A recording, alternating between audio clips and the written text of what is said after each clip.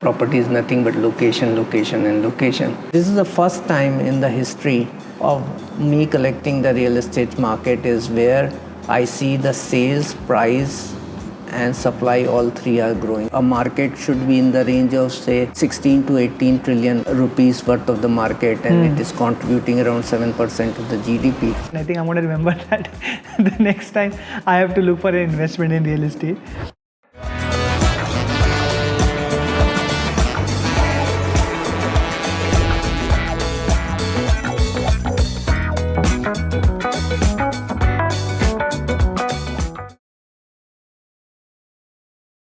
Hello and welcome to Real Advice on Real Estate, a flagship podcast by Birla Estates. My name is Nikhil Taneja, and this is where we will get real about the ups, downs, what's, whys, and trends about real estate. Today we have Mr. Pankaj Kapoor, who is the founder of Liazes for Us, a thought leader in real estate research and analytics. With over 20 years of experience, Mr. Kapoor has redefined the way we perceive market dynamics by introducing transparent and data-driven insights. His pioneering work has made Liazes for Us a trusted name for policymakers, investors, and development alike. Thank you, Mr. Kapoor, for being here. How are you feeling? Thank you very much. I'm feeling excited to be here. Yeah. Right. Have you done something like this before? I've done once. We're very, very excited to have you and to make you a little bit more comfortable. We have a few questions which we're going to ask you, which are a segment called The First Thing. You have to answer these questions in as quickly as you possibly can. This will just help the guest to know you a little bit better before we get into the market expertise of the work that you do. The first question for me would be, what's your first memory of growing up in your home? Given that we talk about real estate, I would love to know a little bit about your own home. It's a very interesting question. It's like, I hailed up in Lucknow, and where the homes were connected to each other. You can roam around from one roof to another roofs, and then my childhood time went about flying kites, and then playing cricket onto the terraces and meeting friends and all those things. So my memory for the home and my first home is more exterior than the interior. So I will spend more time on the terraces meeting friends, and the house actually was a place where the happiness and the friendships and the socializing and the neighborhood and the things associated with where the life unfolds happily actually belongs to. And it's very nice questions really. It's very nostalgic, making you more nostalgic, but this has been a memory of my childhood home and my first home where I belong. Yeah, I love that you said about being exterior rather than interior, because I feel like in today's world there is just such little space that we don't really get to be as outside as we'd like, except that of course some of the good builders out there are still trying to make sure that everyone has an exterior life. So I'm so happy that you spoke about that. What's the first home you bought, and why did you buy that particular home? So first home I bought in 2001, and it was my struggling phase of the real estate, my own entrepreneur journey and things like it. I was barely making money and things like it. Although I got married and I got a son. So the home actually was a security and a stability for me. And I bought it because I found that it was a productive phase of the market, because we were coming out of the recession of 95-96. The prices had corrected, and I bought in Kandivali in Andheri, in Mumbai. In Bombay, yeah. And I knew that the area will grow quite well, and I bought at a price of 1691 rupees per square feet during the time. And from there the current prices have grown to almost 30,000 rupees per square feet. Wow. So I bought it because of the stability. I was getting into a proper family. I had a son, and then I'm also looking at the price appreciations, and I knew that the timing was correct to really own. Clearly, it was clearly great timing. Which part of Kandivali did you buy it in? Thakur village. Oh, lovely. Yeah. We have our own, my parents have bought a home in Lokhandwala in Kandivali. I see. I love that area. So Yeah. wonderful. We're neighbors in some way. Absolutely. What's the first time you felt that real estate can be your career? In fact, it was a long story for of me being an entrepreneur. So I was working with one of the developer who had a project in Bangalore, and they wanted to, and it was planned on the lines of Beverly Hills and Palm Springs in US, gated community projects in the Dodwallapur. And that was the first time someone told me to develop a pricing rationale for real estate market, which was supposed to be submitted to the international consultant. So I got an assignment to really do or develop a pricing rationale for real estate, and which intrigued me so much. Wow. More time I spent in that. So the real estate actually is the very unique product in the world, and and its immobility differentiates its any other product in the world, because rest all the products are mobile. So you buy a phone and you can carry the phone, but when you buy a house, you get yourself exported to house rather than you carry the house. So it is very contextual. So you actually don't buy a product, you buy a package. You buy a location, you buy infrastructure, you buy a neighborhood, you buy securities, insecurities, and many other things which comes along with that. And that intrigued me so much. And I realized one thing, although it's a space which has a coordinate and it has its interactability, but it is the least studied segment in the real estate. So if you look at हम Mars में पहुंच गए, हम moon पे पहुंच गए, हमने चंद्रयान पहुंचा दिया, सब कुछ कर दिया, तो हम आउटर स्पेस पे तो जल्दी पहुंच रहे हैं, लेकिन हमने अभी इनर स्पेस की स्टडी में इतना ध्यान नहीं दिया. So I just realized it's highly underserved industry. Correct. And that is where, and it's very mesmerizing. And you see that the city have a patterns. There is a reason for their establishment. There is a reason for its constitutions. There are factors really which works together. And when the broker sells you property, he says that property is nothing but location, location, and location. And you ask them what these three locations are, and people don't have really answers. They may be having answers in the subconscious mind and things like it.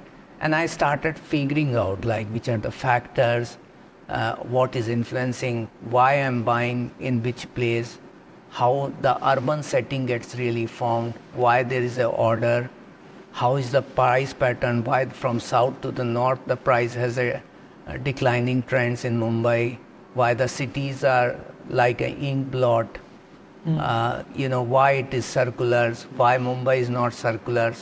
So some of these patterns and all those things has intrigued me so much that I actually last 30 years spent time researching it, built in a couple of theories, which is predicting current prices as well as future price.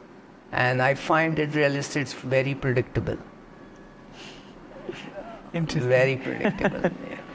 Yeah. I mean, you find it predictable because you have you've created and built an expertise in it, which is what we actually here to hear from you. But I loved so much of what you said. This term of location. I think I'm going to remember that the next time I have to look for an investment in real estate.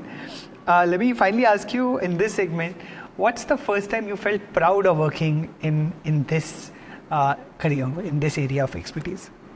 I'm saying that all through my journey has been and very greatly supported by first the developer community and then the mortgage industry's players and things like it. Yeah. And although it has been a struggling phase, because when I started, no one needed a research and the data because everything used to get sold. We had limitations of supply, and then the demand itself was way too high that builder never needed a research and data and many other things.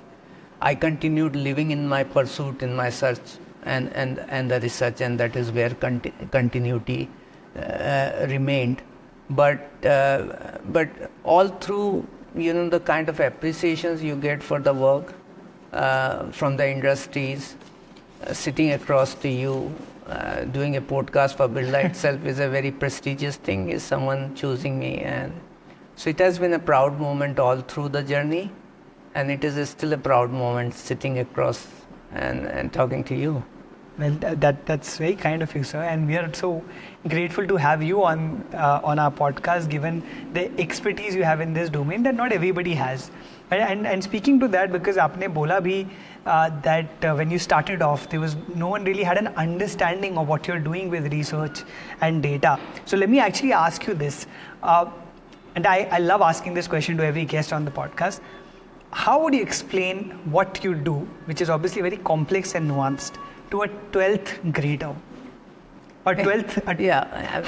Let me just rephrase that. How would you explain what you do to a 12-year-old kid? See,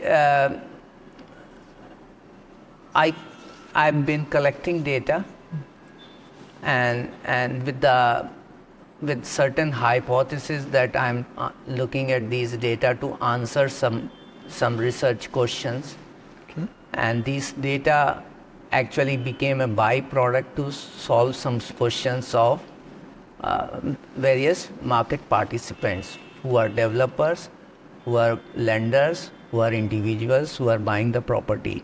So they look at, the individuals looks at these data to identify which is the best house, is it a right time of the purchasing the property, and what could be the risk related to the builders, micro market, with the location will develop or not develop, what kind of influence, where should I purchase, why I should purchase. So these are some of these answers which is answered through these particular data.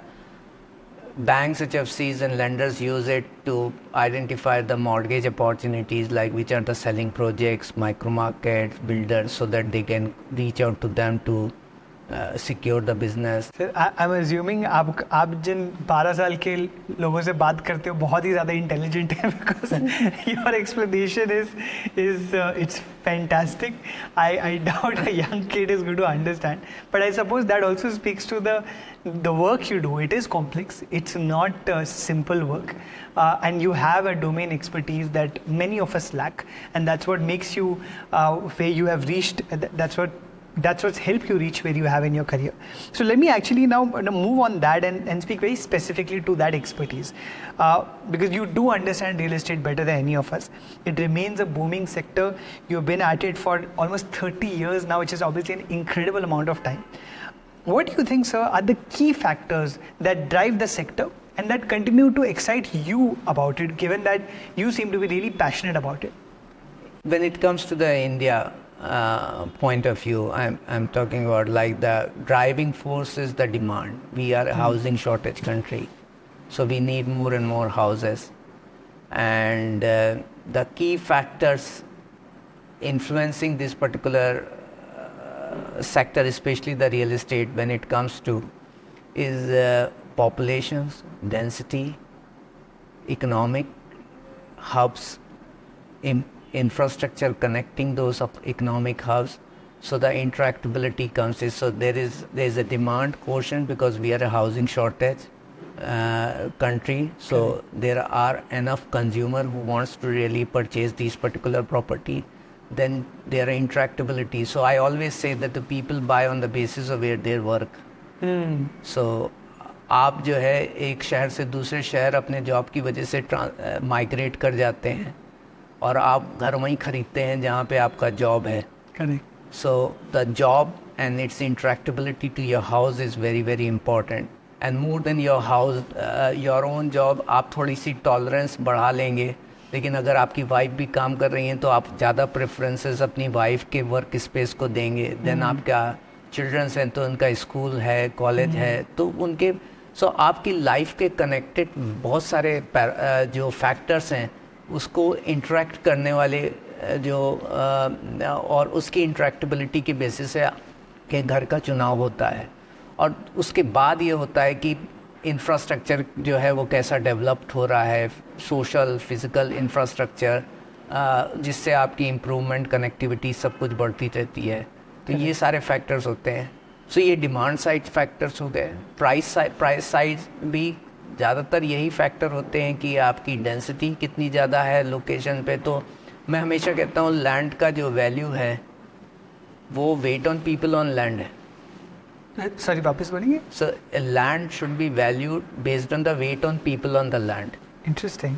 सो और जितने rich लोग होंगे उस land के ऊपर उतना ज़्यादा उसका भाव होगा. तो एक्चुअली बड़ा सिंपल है कि लैंड का भाव कैसे डिटरमाइन होना चाहिए. कि अगर आप पेडर रोड पे चले जाइए तो वहाँ पे ज़्यादा एफ्लुएंट पीपल रहते हैं तो वहाँ की लैंड का भाव बहुत ज़्यादा होगा. और आप बाहर चले जाइए एक्सटीरियर्स में चले जाइए तो आपको देखेंगे वहाँ की लैंड का भाव कम होता चला जाता है. क्योंकि और वहाँ पे क्योंकि लोअर डेंसिटी होती है तो एक ये डेंसिटी का फैक्टर हो जाता है. और ये डेंसिटी क्रिएट होती है आपके इकोनॉमिक हब्स के बेसिस के ऊपर, जोग्राफिकल एट्रीब्यूट्स के बेसिस के ऊपर, उसकी इंटरेक्टेबिलिटी के ऊपर. Which of the factors is something that excites you the most about this sector? We have had a problem of affordability in the real estate sector. So if you look at it, like largely because the city got expanded because of the price rather than infrastructure in past. So अगर आपको affordable housing करना होता चाहिए तो आप 80 kilometre 90 kilometre अपने job से जाना पड़ेगा और वहाँ आप रह नहीं सकते. तो इंफ्रास्ट्रक्चर जो है वो मुझे सबसे ज़्यादा एक्साइट कर रहा है जो अभी चालू हुआ है यहाँ पे. और जिस तरीके का इकोनॉमिक डिस्पर्शन चालू होगा. पहले सिटी जो है वो कॉन्सेंट्रिक सर्किल में बनती रहती थी और हायर डेंसिटी होती रहती थी क्योंकि हर आदमी अपने जॉब के पास आना चाहता है तो वहाँ डिमांड ज़्यादा बढ़ती रहती है. बट अभी इंफ्रास्ट्रक्चर कनेक्टिविटी की वजह से हमने ज़्यादा लैंड कनेक्ट कर दी. Correct. तो मैं एक बड़ा सिंपल एग्जांपल सोचता हूँ कि क्यों एक्साइट कर रहा है. एक Mumbai Nhava Sheva that trans harbour bridge जो बन करके आया जिसने शिवरी को नवी मुंबई से कनेक्ट किया. 20 किलोमीटर का ब्रिज है. पहले आपको लोअर परेल या वर्ली से आपको उल्वे जाने में करीब 2-2.5 घंटे लगते थे. बहुत ज़्यादा. आज मैं शिवरी पे खड़ा हूँ और शिवरी पे मैं कुछ एक प्रोजेक्ट देख रहा था जिसकी वैल्यू करीब 3 BHK 12 करोड़ की थी. वाह. ओके. फिर मैंने सोचा कि खाना खा लूँ. वक्त बहुत हो गया तो लंच का समय था तो मैंने रेस्टोरेंट ढूंढने की कोशिश की तो मुझे रेस्टोरेंट नहीं दिख रहे थे आजू बाजू में अच्छे. तो मैंने सोचा ट्रांस हार्बर पकड़ करके मैं उल्वे जाके खाना खा लेता हूँ. तो मैं ट्रांस हार्बर पकड़ कर उल्वे गया और मैं 20 मिनट में पहुँच गया. जिसको पहुँचने में करीब पहले 2 घंटे 2.5 घंटे लग रहे थे अब मैं वहाँ पे 20 मिनट में पहुँच गया. फिर क्वेश्चंस बहुत सारे उभरने लगे मन के अंदर कि मैं 12 करोड़ का घर शिवरी में क्यों खरीदूं जब मैं 2 करोड़ और 2.5 करोड़ में 4 BHK उल्वे में ख़रीद सकता हूं जो 20 मिनट में मुझे पहुंचा देगा. सो ये जो ट्रांसफॉर्मेशंस होगा रियल इस्टेट सेक्टर के अंदर जिससे आपने लैंड की एफिशिएंसीज बढ़ा दी, आपने मोर लैंड कनेक्ट कर दी जिसमें आपका डिमांड का परकोलेशंस एक जगह से दूसरे जगह पे शिफ्ट होगा. क्योंकि आप 2-3 फैक्टर के ऊपर आपकी अफोर्डेबिलिटी डिफाइन करती है कि आप कहाँ एलिजिबल हैं घर खरीदने के लिए. बिल्कुल. तो आपकी एलिजिबिलिटी इम्प्रूव हो रही है एक कम शॉर्ट पीरियड में. आप अगर लोअर परेल में काम कर रहे हैं फिर भी आप उल्वे में जाके रह सकते हैं. पहले ये नहीं हो सकता था. तो ये जो आस्पेक्ट्स है इंफ्रास्ट्रक्चर एंड कनेक्टिविटी ये सबसे ज़्यादा मुझको जो है वो एक्साइट करती हैं. I fully agree. I think जिस तरीके से fortunately over the last many years we've seen India grow and the India story grow, I think that also makes any investor or homeowner or potential homeowner also feel very excited about this sector because आप you want to put your roots, जैसे आपने बोला भी था initially कि आप घर के आसपास अपनी दुनिया build करते हो. And I love what you said. I think it's something that all of us are excited about. So I want to ask, what do you think about residential performance? Because we are talking about the growth of India's economy and the growing aspirations because of that. But are there any sub-segments, any topologies or any regions that you find doing specifically well? particularly when it comes to residential? So residential, if you look at, has been a growth story post-COVID. Correct. And why COVID? Because during the COVID time, we got the prices and affordabilities parity, which was as good as of 2004, 2005. 2017, we got a reset for the real estate industry. We saw the RERA coming in. Correct. We saw changes into and the reforms taking place in terms of housing policies and many other things. And because of that, we saw a stagnancy in the prices from 2016 till 2021. And the COVID actually came as a blessing in disguise. That is where the consumer came in, because it was a time where the price and affordability was having a parity. Interest rate also came in. So we have seen a absolutely great phase of this. So from 2018 right now, we have doubled the sales. Wow. Virtually at all India level. If you look Wow. at, we are doing close to 6 lakh crore rupees worth of the builder sales. And same thing is, and builder market is just 1/3 of the overall market. And then you take resale, and then you take your independent house market, which the consumer buy the land and build their own houses and things like it. So that translates into a market should be in the range of, say, 16 to 18 trillion rupees worth of the market, and it is contributing around 7% of the GDP. So it's a large market. It has been growing, and the growth happened post-COVID, and it is continuous. And very interesting thing is, during the COVID time, what has changed is the people's realization that they need the home and they need a bigger home actually got ignited, because they were locked in for quite some time. So and that is where we saw upgradation demand really ignited the market. So the people who had the houses sold the old houses and moved into a bigger houses. And that is where the luxury and ultra luxury segments boom also has taken place. Yeah. So at all India level, we are selling close to 6 lakhs units. 30% of the unit contributes luxury and ultra luxury, which is over 2 crore properties, 2 crore ticket size property. But in terms of the value, it contributes 70%. So that clearly indicates that the luxury, ultra luxury was a fashion of the market. But otherwise, the market is in the form of the trapezium. The mid segment actually contributes the highest, which is in the bracket of 50 to 1 crore in terms of the number of units. This is a ticket size, and the 2 BHK is the most preferred this thing, because your family requirement gets sufficed within that particular 2 BHK. 1 BHK is a striver, so the first time home buyer, the one who can't afford a 2 BHK compromises to live into a 1 BHK, and 3 BHK, 4 BHK is mostly upgradation demand, and that's also is growing right now. So right now 2 BHK, 3 BHK, 4 BHK and 1 BHK. This is my rank order in terms of the typology. So you said 2 BHK, 3 BHK, 4 BHK, and then 1 BHK in terms of demand. Yeah, so right now, otherwise it happens 2 BHK, 3 BHK and 1 BHK. Wow. So 4 BHK has basically entered into the segment and has become like a big thing. Yeah, 3 are bigger market. 4 and 1 may be more or less same. In terms of the value, it could be, or square feet. But 1 BHK more in terms of units. No, absolutely. It's incredible, and it speaks to the aspiration of India and the Indian story. So I mean, it's so much that you said that I wanted to ask about, but I specifically, you mentioned about luxury, and you mentioned about how that's a booming segment. I particularly wanted to talk about luxury when it comes to Mumbai, because I mean, of course, you are also part of the same city as I am, and would love to understand your perspective. How has the luxury segment in Mumbai growing? What kind of growth have you seen? over the last few years? So if you see, the per square feet rate is the highest in Mumbai.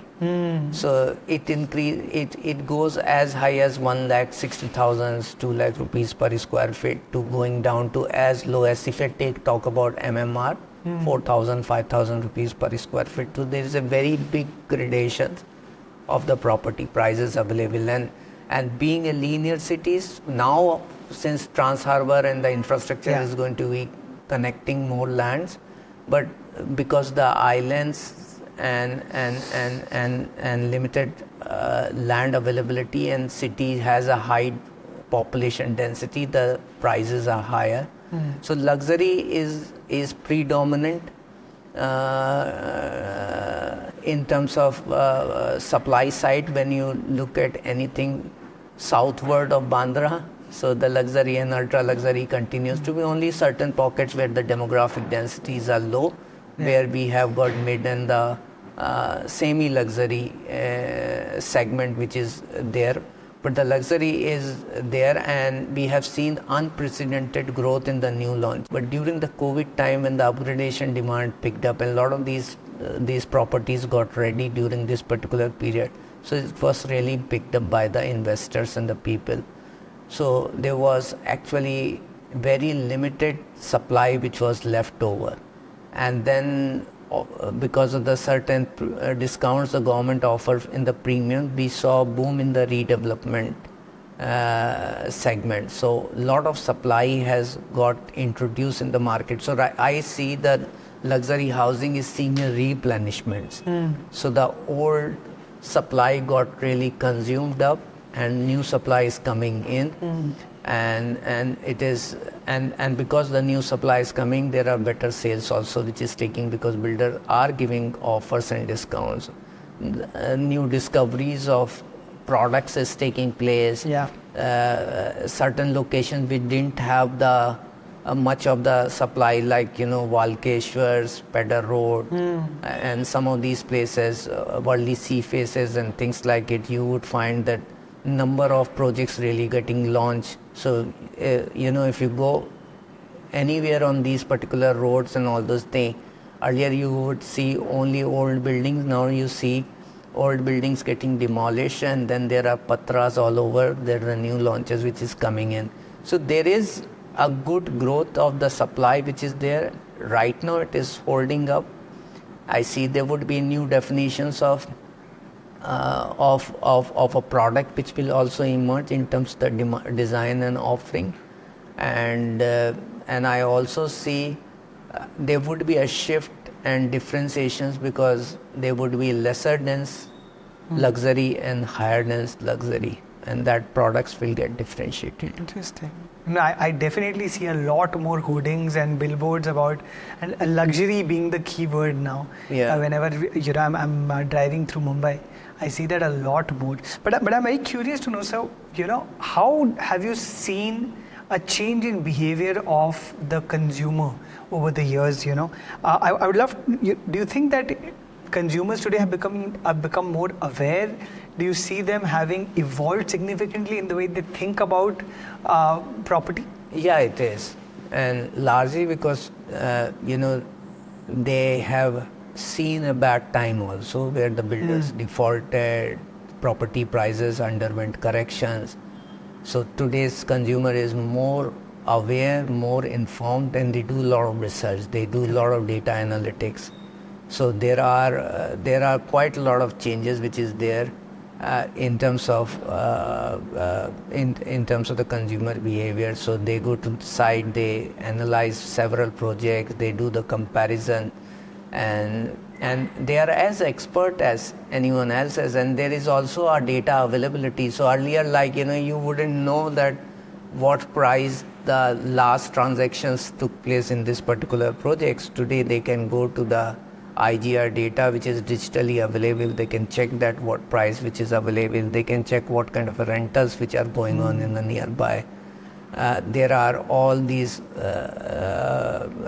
data sets available, that what kind of infrastructure is going to be really getting connected in the area.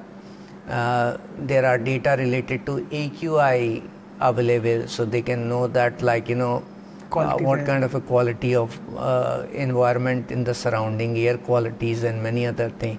And consumer are doing their evaluations and then purchasing the property. They are well informed. Yeah, I mean, you've spoken about the expertise. I'm sure that आपको टक्कर नहीं दे पा रहे फिर भी. What about NRIs in this segment? What is it? Do you think? What have you observed from the point of view of NRIs who are investing? So NRIs market actually the real is contributes close to 8 to 10% of the total overall pie of the market, and it improves when the rupee depreciates, because the reason, and then the property becomes cheaper for them. Correct. And highly global economic environment they are dependent upon. So if the global economy is doing good, if the if market is booming and all those things, and the rupee is depreciating, you would find the NRIs market really grows in these particular cities. And then if there is a downslides, which actually is right now, so there may be a little bit of subduedness in the demand, but NRI has a significant participations in the demand of the real estate sector. Another segment I'm very particularly interested in is the millennial segment, because you can see now young people having more disposable income. You see that they are feeling very bullish about the real estate sector. So what are you observing among millennials, and as a millennial myself, I'm very curious to know what are other millennials thinking. I see there are a lot of things which really influences this. One thing is that millennials and are major participants of the consumer in this. So look at the age bracket of 35-45 is all the millennials are touching 48 now, from 29 to 48 age brackets and things like it. So this is one bracket which really participates maximum. So 50% of the sales comes from this particular segment. Oh, wow. And they are the one who actually are raising the family. So they are seeing a kid. They are getting married, and their requirement for home is always increasing and Correct. things like it. So they are major participants of the market and will remain that. So going forward, so I see they have been major contributor, and they'll remain a major contributor of the market. So everyone wants to own a house because it's also provides the stabilities, and if they are buying in a time where there's a growth in the property prices, so it's always assets which appreciates in that sense. So it's one part of the investments come living for them, and that's what has been driving. So right now, although some segments of the people are looking at the rental market, but rental in the recent times have appreciated quite high. So it would make sense for them to really choose, if they can afford, to consider buying rather than renting. So basically buying and paying EMI versus paying that in rent. Rent, yeah. That's a good tip. I'm going to consider that. Do you see that from previous generations in this income bracket, millennials today are being a little bit more bullish? Are you seeing them buying more than their same age bracket in other generations before? I've been seeing that, millennials have been a greater participants from 2004 and 5 period, when the interest rates and liberalizations in the mortgage market took place and things like it. So they were more eligible buyer, and the people purchased the property. So when I purchased the property, I was at the age of 28 in 2001, because the reason is, we saw a period prior to 95-96 when the interest rates were 16%, and 2001 2002 it came down as low as 7%, so which made more eligible buyer, and I was within the same bracket where the millennials are fitting right now, and the interest rates also sub 9%. I think going forward we'll see a reductions further. So the improvement in their affordability is there, so their participation will be there higher. There are older bracket also, which are 50 plus, and all those things are participating in the market. But during the high rise in the property prices, a period of 2008 to 2012-13, although there are some people who saw good increase in their income during this period when the economic boom was going on, but post Lehman Brothers there was a correction. So I saw, since the property prices appreciated, so there was a bit of a decline in the segment because you don't earn enough to be able to put in your equity during that time, which actually post COVID have corrected. So going forward, I see this is a segment which is participating quite good, and it will continue to be participating. I hope you're right, because आपने जैसे बोला, the house you bought and the amount of money that you had spent per square meter and what it has become, I hope that happens with all the other millennials as well. Yeah, the return on investment is just as strong. So I always say that it's very easy to gauge whether the market is productive or not productive. So if I always advise the people, don't look at 20% last year's growth in the property prices to take a decision that the property is appreciating and buying. 20% appreciation is more than the people's income. So there may be a downside risk. So if you're buying the property, so think about it. Had I bought a property in 95 and sold now, I would have made 7.5% of CAGR, annualized return. Correct. But if I bought in 2001 and sold in 2024, I would have made 11.5 and 12% of CAGR growth. I also want to know, given that the world is changing as quickly as it is, are there any emerging trends that you are seeing with the economies of the world changing, with so much globalization and so many news events that are happening in quick succession? No, it will be. And I've seen that the biggest impact is COVID. Okay. Because COVID changed the behavior of working. We saw the remote working. Correct. And remote working actually was change in the order. Earlier it was like an location based, CBD structure. Office जाना है, office जो है BKC में है, lower Parel में है, और IT clusters बन जाते थे तमाम सारी. So covid actually allowed the remote working and the flexi space. So it has created the economic dispersion. Earlier economic concentrations approach used to be there, and that is where the people will migrate from one cities to another city. Now the job has started going back to the cities where the people belong to. Absolutely. I am seeing that there are IT companies who are making smaller offices in the tier 2, tier 3 cities. Lucknow mein khol diya, Jaipur mein khol diya, and they are letting people to work from there, and they are connected remotely, and this is taking place. So this is going to change the order of behavior of real estate sectors also, because we'll see maybe out migrations or the lesser amount of migrations in the larger cities, so the smaller cities may really grow. We are seeing the bigger cities getting connected through the intercities infrastructures and all those things like Trans Harbour, metro linkages and all those things, which will open up peripheral areas. You can reach farther distance in the and lesser time period. So you will see the suburban market dynamics will emerge going forward. So this is what is the transformations which we are seeing, that apart from that, the people's the liking or requirement for the design will also change. So they would probably be needing a working space in their houses. Absolutely. Secluded spaces. Everyone has one now.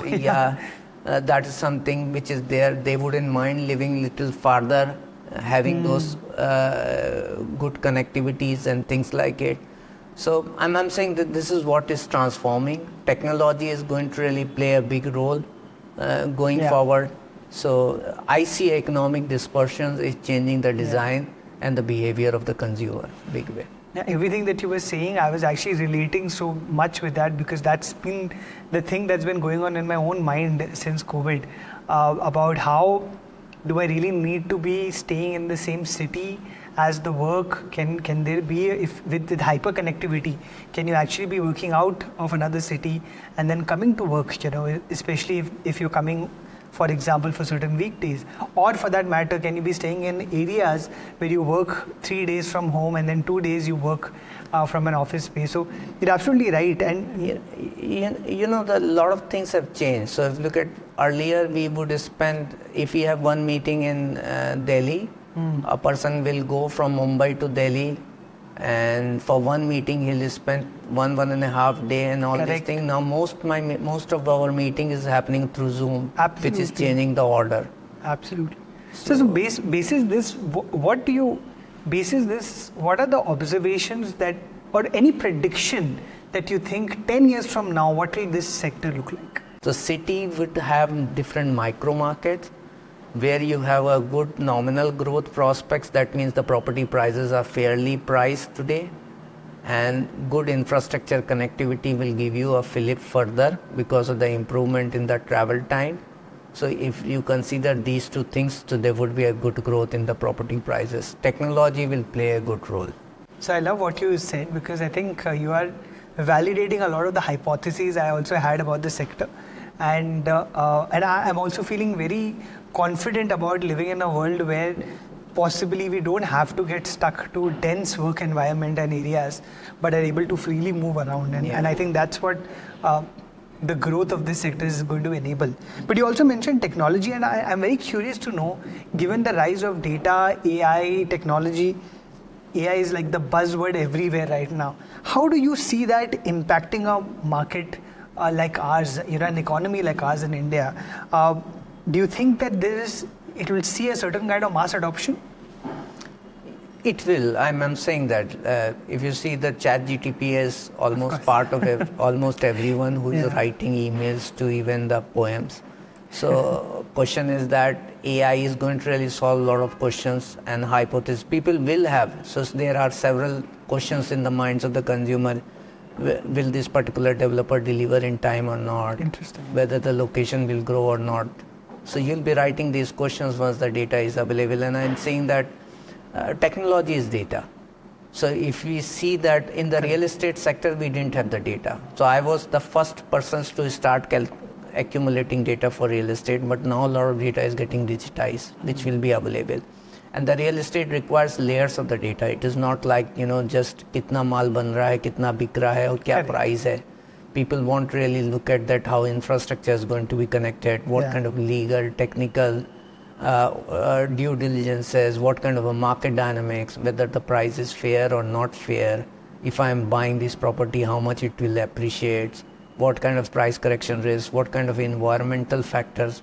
तो कल यहाँ पे flood तो नहीं आ जाएगा, ये डूब तो नहीं जाएगी. How is going to be the AQI? People are more conscious towards the green buildings and the environment oriented, and that's largely because of the more communication which is taking place through podcast and many other things. People are more aware, and which is also transforming. So there would be a layers, and AI is going to really play a big role because it will be connecting these layers.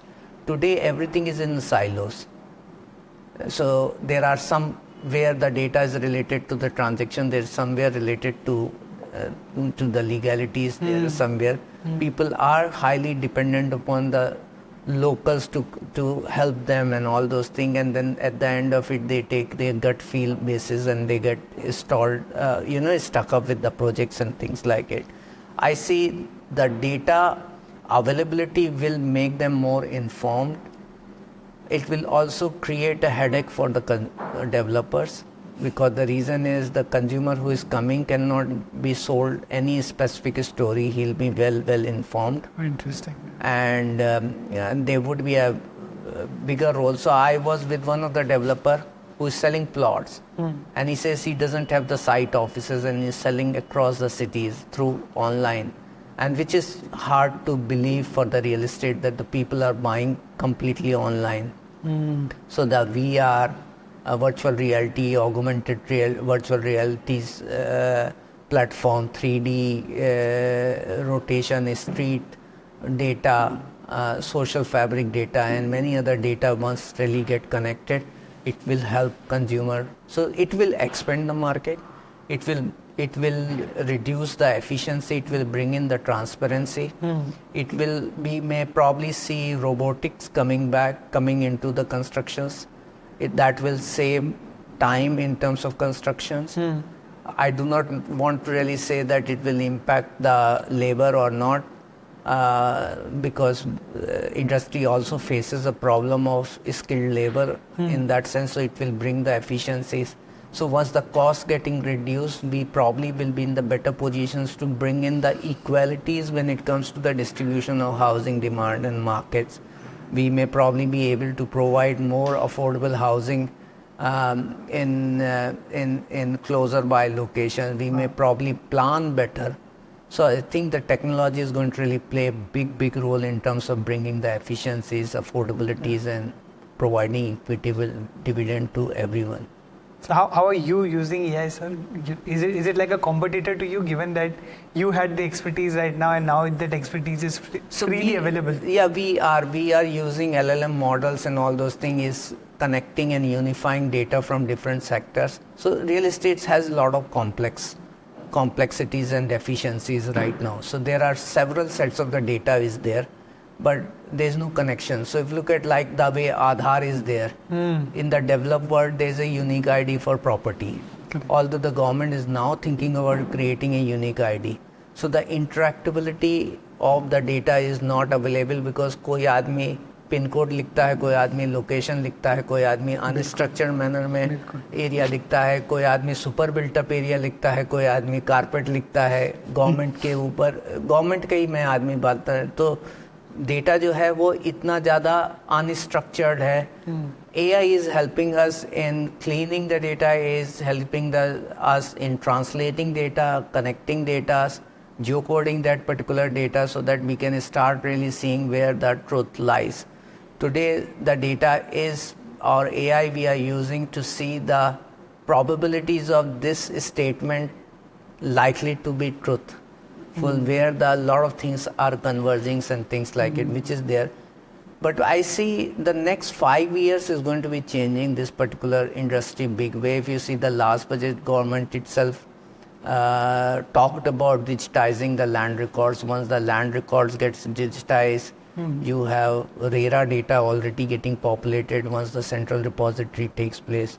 So once the central connectivity takes place and we have a Aadhaar, they also talked about the unique ID for properties and things like it.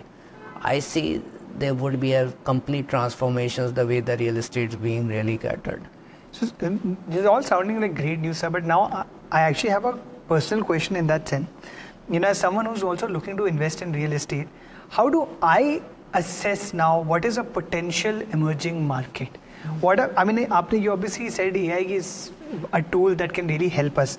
But how do I know as a potential buyer or investor where to spend the money and what will be good in the long term? So बड़ा simple answers रहता है. मैं हमेशा बोलता हूँ residential में आप तभी खरीदिए जहाँ पे अगर आप जिस प्राइस पे खरीद रहे हैं वहाँ की रेंटल भी यील्ड उसकी कैपिटल वैल्यू के हिसाब से 3% से ऊपर होगी. तो अगर 3% से ऊपर है तो आपका नॉमिनल ग्रोथ करीब 5 से 7% होगा. तो इन्फ्लेशन एडजस्टेड आप प्रॉपर्टी में ग्रोथ ले रहे हैं और 3% की ग्रोथ है तो आपका क्यूमुलेटिव ग्रोथ 10% 11% हो जाता है. तो एफडी रिटर्न्स के हिसाब से बेटर है. हैबिटेशन है लोकेशंस में तब आप खरीदिए कि वहाँ पे डेंसिटी है, कुछ है. रात में आपको क्रोसिन खरीदनी है तो आपके बाजू में दुकान है कि नहीं है. मैं हमेशा लोगों को एडवाइस देता हूँ कि आप घर दिन में तो जाके एक बार देखिए कि कहाँ खरीद रहे हैं, लेकिन रात में भी एक बार विजिट ज़रूर करिए. कि अगर आप वहाँ पानी की बोतल नहीं खरीद सकते और आप घर तब खरीदिए चाहे वो आप इन्वेस्टमेंट के लिए भी खरीद रहे हैं कि आप वहाँ जाके रह सकें. और ये भी बोलना गलत है कि आप जो है न्यू लोकेशंस में नहीं कीजिए जहाँ डेंसिटी लो है, लेकिन वहाँ पे आप देख लीजिए प्रोबेबिलिटी ऑफ डेंसिटी कितनी जल्दी आने वाली है. ऐसा नहीं हो कि वो इतनी डिसजॉइंट लोकेशन हो कि वहाँ पे एक हैबिटेशन आने में बहुत वक्त लग जाएगा.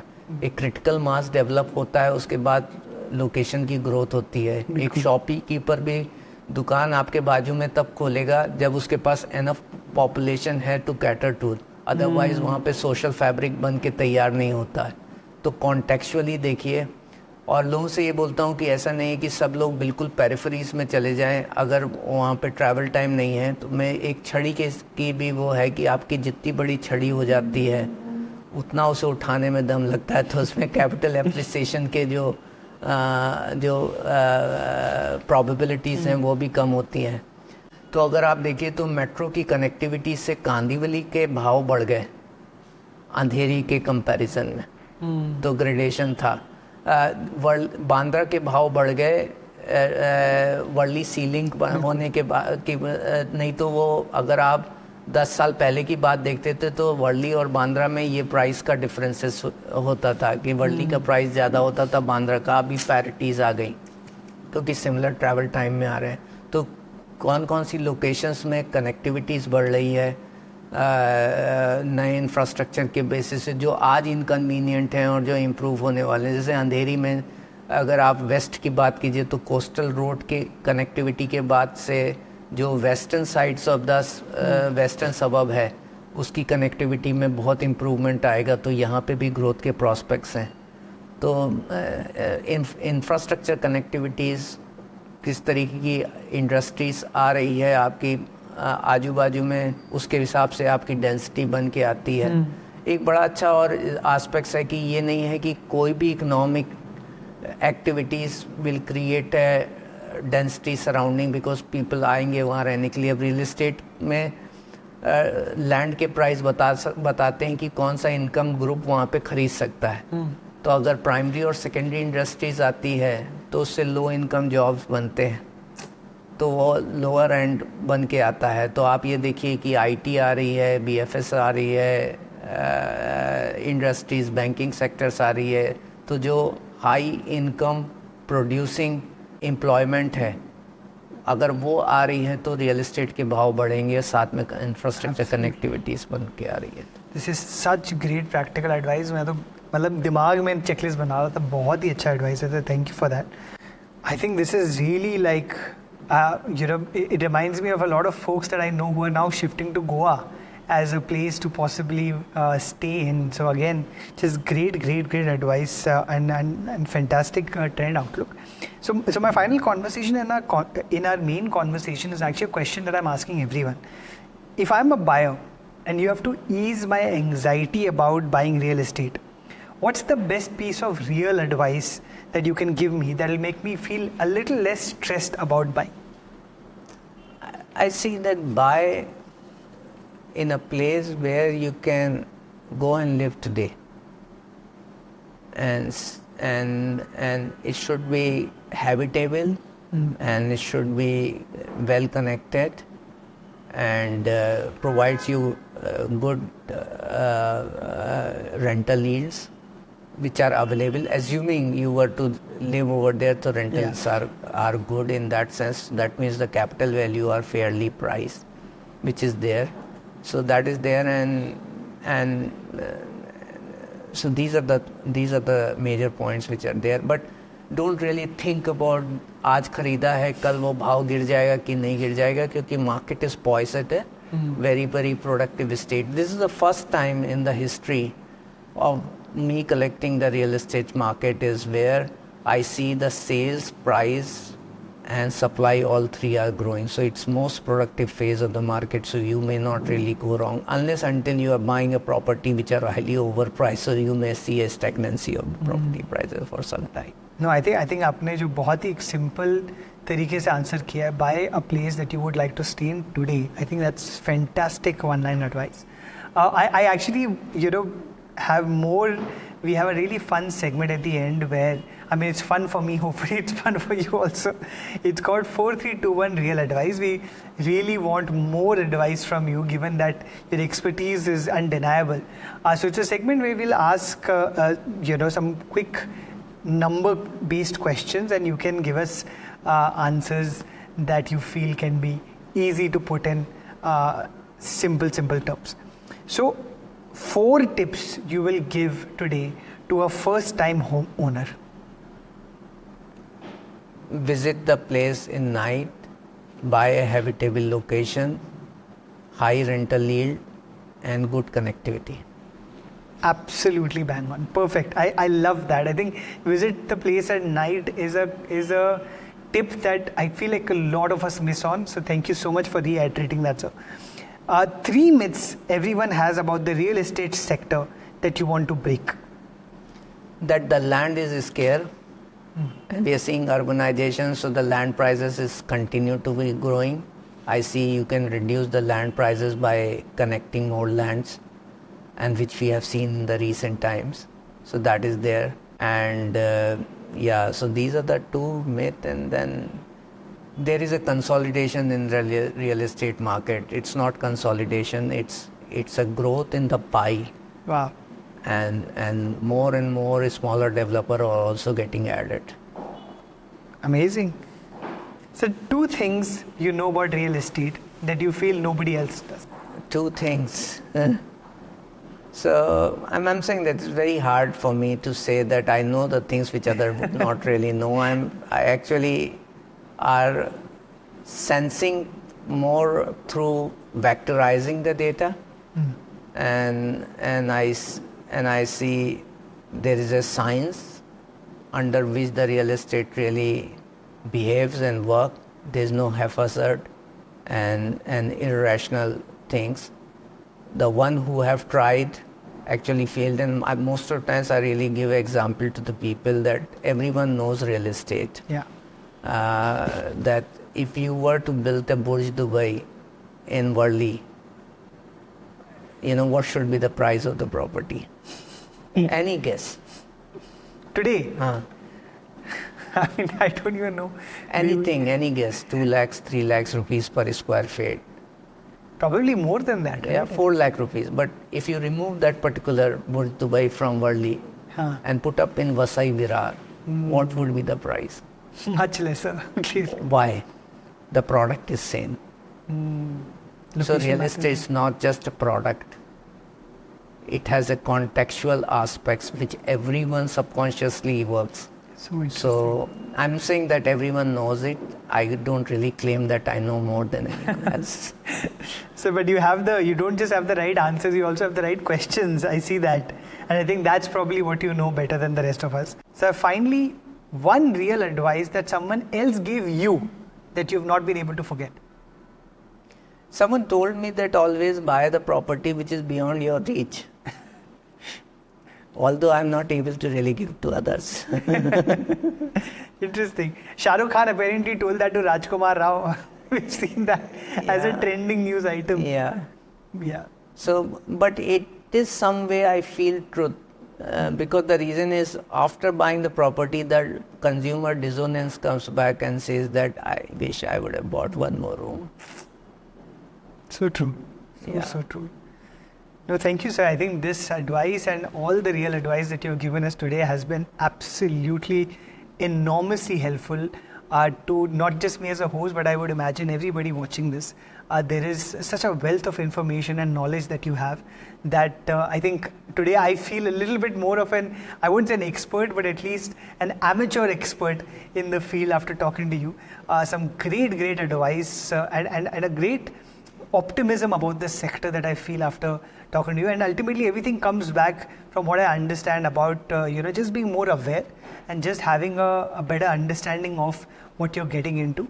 There are more options today than there were ever before, and if we are able to take those options, put a mind to what we want and why we want it, I think it's not very complicated to get into real estate. So I think thank you for simplifying our understanding of real estate through all the incredible work you've done in the last 30 years. Thank you very much. Thank you so much. So great to have you here.